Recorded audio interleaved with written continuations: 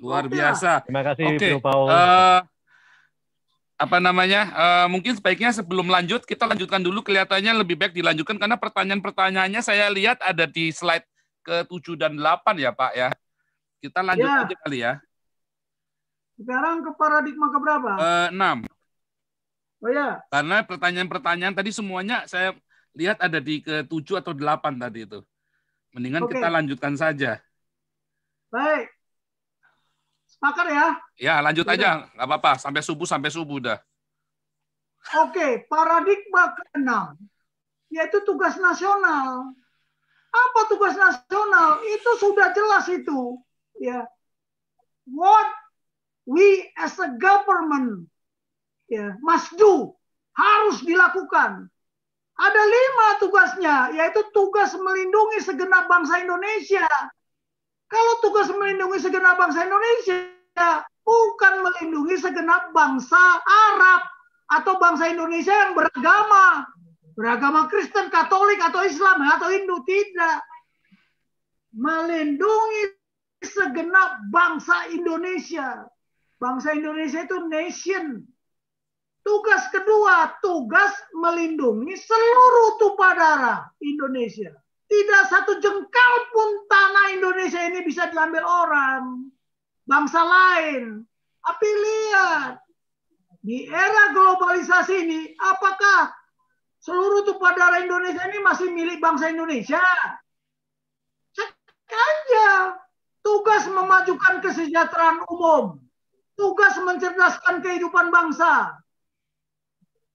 Nah, mudah-mudahan sudah nggak ada lagi yang buta huruf. Ya kan? Kalau kesejahteraan, cek aja statistik. Berapa bangsa ini yang sejahtera? Berapa prasejahtera? Ya kan? Nah, tugas ikut sertanya bangsa Indonesia dalam perdamaian dunia. Makanya ada pasukan PBB kita. Ya, pasukan PBB kita. Bahkan karena aktifnya kita, makanya kita menjadi anggota Dewan Keamanan Tidak Tetap. Ini tugas. Tugas siapa? Tugas para penyelenggara negara. Tugas para penyelenggara pemerintahan. Dan tugas pemangku kepentingan.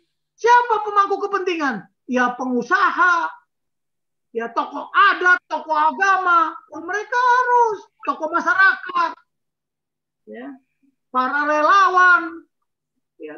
Ada yang volunteer juga ada. Dia di Papua itu. Kasihkan saya yang bodoh-bodoh. Saya ajar dia, volunteer.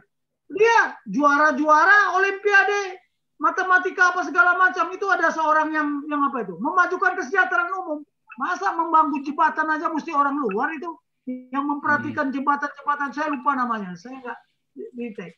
Nah, memajukan kesejahteraan umum itu nggak mudah.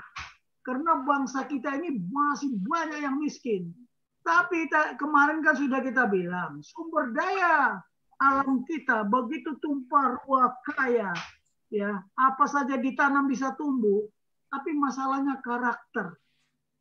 Karakter. Makanya karakter kita ini belum punya karakter nasional. Mana? Tidak punya disiplin nasional. Padahal disiplin itu adalah napas.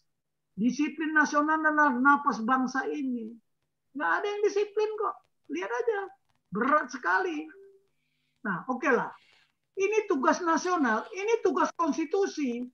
Ini harus menjadi apa? Desain perintah. Tapi ini baru mission.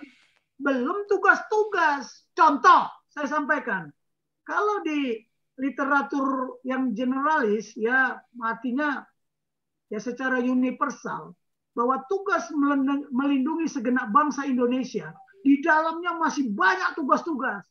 Contoh, melindungi segenap bangsa Indonesia dari ancaman militer, dari ancaman non-militer. Nah sekarang kalau ancaman militer, siapa leading sektornya? Ya sudah pasti Menteri Pertahanan, TNI. Itu leading sektornya. Supporting sektornya siapa? Ya semua pemangku kepentingan termasuk rakyat, karena doktrin kita sistem pertahanan keamanan rakyat semesta. Itu yang ditakuti orang luar.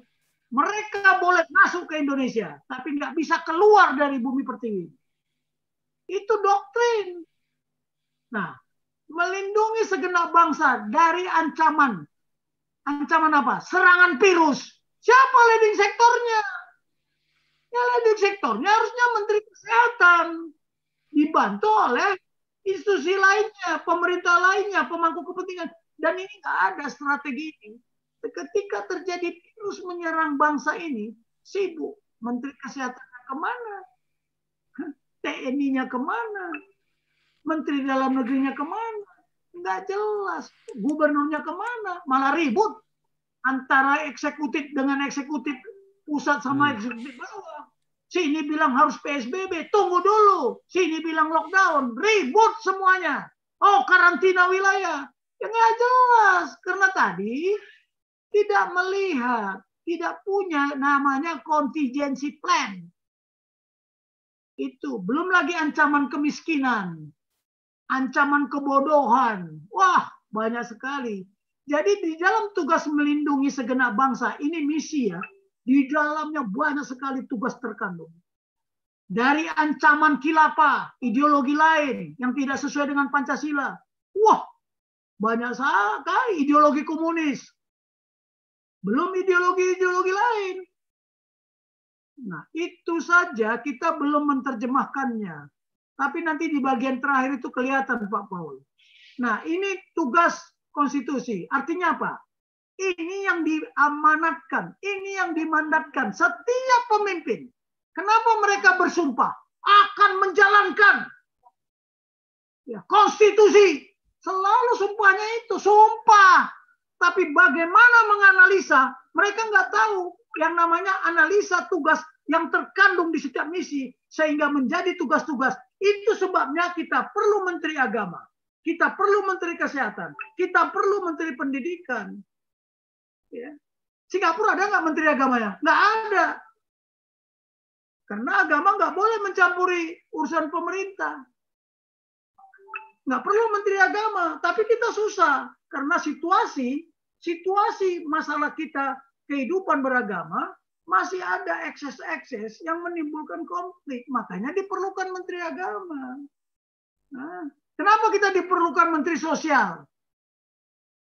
Nah, tapi di kita ini nggak ada Menteri Minoritas. Kalau di Cina, Pak Paul, itu ada namanya Menteri Minoritas. Yang menangani minoritas di Cina sana. Ya, karena Cina itu kan tidak suku di sana yang paling besar suku Han. Suku-suku yang lain kecil. Bagaimana menangani minoritas? Ada menterinya sendiri. Kenapa kita perlu Menteri Dalam Negeri? Tetapi tadi ya ada komentar sedikit. Oke, saya kupas. Sekarang sejak Indonesia merdeka tidak ada harmonisasi hubungan pusat dengan daerah. Nggak ada sampai sekarang.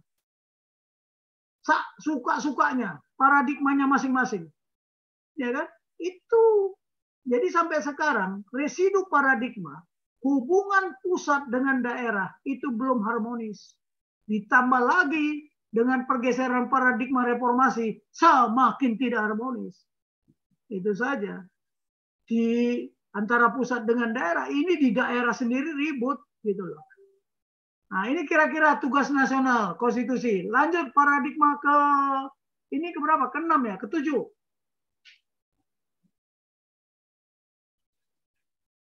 Pak Paul, paradigma ya, ke-7. ke-7, sudah, 7.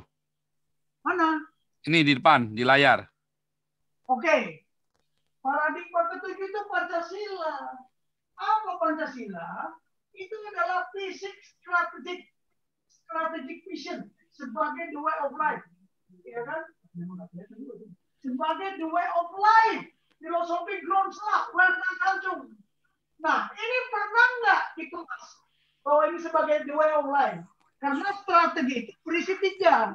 Ada sasaran, ada cara yang disebut ways, ada means. Nah, coba kita kemas. Ini saya juga karena kalau nggak pemakar bikin strategi itu kita nggak bisa merumuskan itu. Coba lihat apa sasarannya. Sasarannya end state, ya, goals, terwujudnya keadilan sosial bagi seluruh bangsa Indonesia yang adil dan makmur. Tentram Kertaraja, Gemar Kalau Jinawi. keadilan yang berkemakmuran, makmur yang berkeadilan. Sekarang mana? Orang kaya tertentu aja. Cara yang ditempuh apa? Melalui kerakyatan yang dipimpin oleh apa? Tingkat kebijaksanaan dalam permusyawaratan perwakilan kedaulatan rakyat, bukan kedaulatan partai. Kekuatannya apa? Semangat persatuan dan kesatuan. Kalau hanya sasaran saja, tidak ada cara yang ditempuh yang betul-betul cara bertindak yang ditempuh dan tidak ada kekuatan, nggak ada artinya. Di situ apa? Semangat persatuan dan kesatuan ke Indonesia berdasarkan ketuhanan yang Maha Esa dan kemanusiaan yang adil dan beradab. Saya berani saya memformulasikan ini yang saya menyebut di situ. Saya formulasikan. Coba kita lihat slide berikutnya. Lihat slide berikutnya, Pak Paul. Nah, ya. Ini. Oke. Sekarang Pancasila itu, lihat aja, di Gedung Nusantara itu Pancasilanya aja nggak sama dengan ini. Lihat, buka aja internet, cek Nusantara 1 sampai 5, gelap semua kan? Hitam, padahal ada maknanya. Apa maknanya coba? Kenapa bintang itu kuning keemasan? Sementara latar belakangnya hitam. Kita ini banyak yang nggak mengerti juga ini. Saya coba tes beberapa, kenapa kok hitam? Kenapa nggak merah? Kita itu merah di belakang.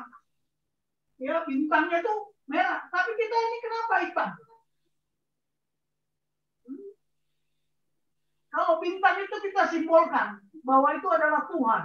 Ketuhanan yang Maha Esa. Terang. Karena di belakang itu kegelapan. Nah, ini resiko kita. Artinya apa? Ada kerajaan kegelapan. Ada masalah. Gelap itu kan tiap diperhitungkan kan masalah. Kemudian ini kemanusiaan yang adil dan beradab. Kenapa dia mesti rantainya emas? Belakangnya merah. Kalau kemanusiaan itu tidak adil dan tidak beradab, artinya apa? Oh, berdarah-darah.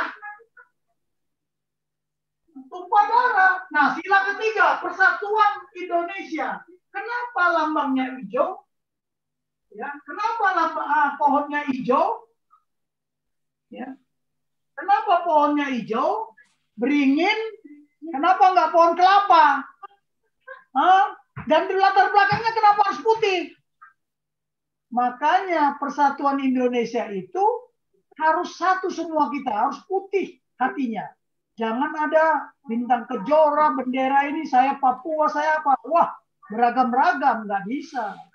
Sila keempat, kerakyatan yang dipimpin oleh hikmat kebijaksanaan dalam permusyawaratan perwakilan. Kenapa kok mesti simbolnya kerbau? Kenapa mesti kerbau? Karena kerbau itu memang katanya, ya, itu binatang yang sakral. Satu. Yang kedua, mereka suka berkumpul. Nah, sila kelima, angkat lagi Pak Paul, coba. Angkat lagi Pak Paul. Nah ini, kenapa padi kapas belakangnya kok putih? Kenapa nggak coklat? Ketika tanah ini disengketakan terus, ya kita kan nggak ketemu itu yang namanya keadilan sosial bagi seluruh rakyat Indonesia. Itulah disebut putih. Kenapa tidak coklat? Karena kita komplik. Nah, ini hanya gambaran. Dan ini saya tanya, anak-anak itu nggak ngerti. Dia hanya tahu, sila satu, ketuhanan yang Maha Esa. Dua, kemanusiaan apa? Persatuan Indonesia. Oh, bukan. Sebenarnya, tidak. Kalau dulu saya menerima pelajaran dari Pak Noto Nugroho Susanto itu, dia bilang apa? Ini hanya menyebutkan sila 1, 2, 3, dan 4. Tetapi bukan berurutan. Nah, di situ. Mereka ini satu kesatuan. Coba tayangkan lagi Pak Paul. Yang berikutnya.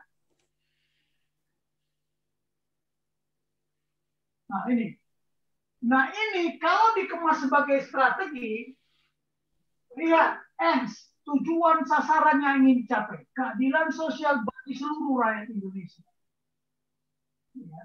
Di situ dibilang apa? Bangsa Indonesia yang adil makmur, tata tertib bertaraja. Ini sila kelima. Nah, cara yang ditempuh ya harus musyawarah untuk mufakat. Bukan untuk sekelompok orang keadilan itu. Makmur itu hanya sekelompok orang. Tapi Kalau hanya punya tujuan, punya cara, tapi nggak punya kekuatan, ya selawe jalan selamat, kata orang Jawa.